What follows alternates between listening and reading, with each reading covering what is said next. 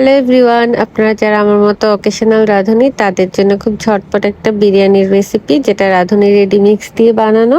সবার প্রথমে আমি এখানে 1.5 থেকে 2 কেজি পরিমাণ মাংস আছে। মাংসটাকে ভালো মতো কেটে ধুয়ে তারপর পানি ঝরিয়ে নিয়েছি। দেন একটা প্যানে তেল দিয়ে তার মধ্যে 1 কাপ পেঁয়াজ দিয়ে সেটাকে ভালো মতো একটু ভেজে নিচ্ছি। পেঁয়াজটা যখন একটু ব্রাউন কালার হয়ে আসবে তখন আমরা দিয়ে দিব এর মধ্যে সামান্য পানি, যেন পেঁয়াজটা না পুড়ে যায়। তারপর আস্তে আস্তে আপনারা মশলা অ্যাড করতে থাকবেন। আদা বাটা, রসুন বাটা, মরিচের গুঁড়া, তারপর জিরার গুঁড়া আর রাঁধুনি রেডিমিক্স প্যাকেটে যে মশলা সেটার পুরোটা মশলা।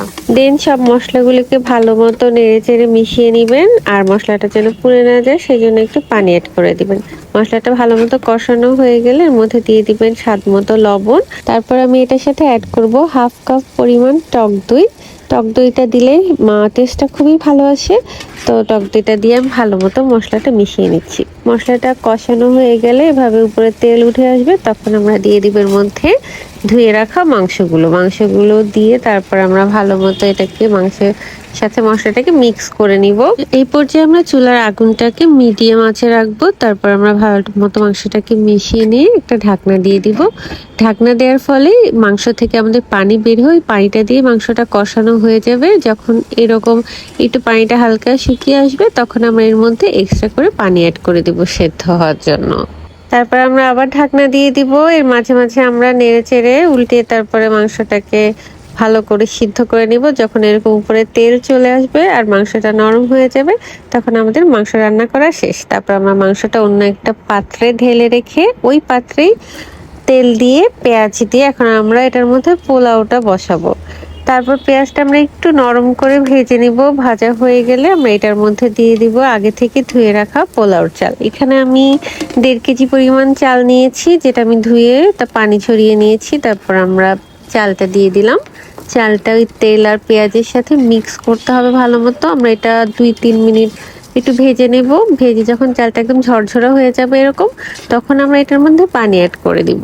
আমরা যে পরিমাণ চাল নিব তার ডাবল পানি অ্যাড করব। তো আমি যে পাত্রে চাল মেপে নিয়েছিলাম সেই পাত্র দিয়ে পানিটাও মেপে নিয়েছি, এতে করে আমার সুবিধা হয় পানির মাপটা বুঝতে। তারপর আমরা চালটা একটু নাড়া দিয়ে দিব যেন পাত্রের গায়ে লেগে না থাকে। আমি এটার মধ্যে 1 কাপ দুধ অ্যাড করেছি, যেটা এক্সট্রা পানি ছিল।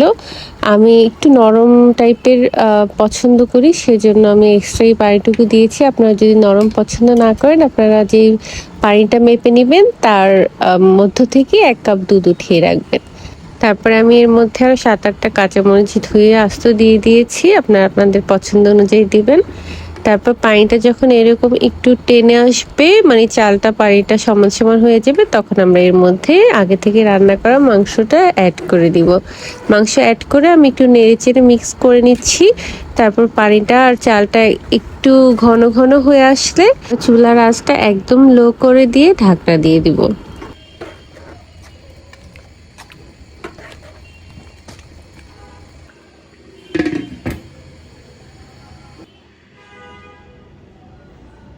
সসপ্যানের ঢাকনার যে ছোট্ট ছিদ্রটা ছিল সেটা আমি একটু টিস্যু মুড়িয়ে ছিদ্রটা অফ করে দিয়েছি, যেন কোনো তাপ বা বাষ্প বাইরে বের হতে না পারে। এভাবে আমি ওয়েট করেছি 10 মিনিট। তারপর আমি ঢাকনাটা উল্টে তার পোলাওগুলো এপাশ ওপাশ করে দিব। উপরের দিকটা নিচে, নিচের দিকটা উপরে, এরকম করে নেড়ে ছেড়ে মিক্স করে তারপর আবার ঢাকনা দিয়ে রেখে দিব কিছুক্ষণ দমে। এই পর্যায়ে আপনারা একটু ঘি দিয়ে তারপর আবার নেড়ে চেড়ে দিয়ে ঢাকনা দিয়ে দিতে পারেন। আমিও অ্যাড করেছি, বাট ফুটেজটা নেওয়া হয়নি।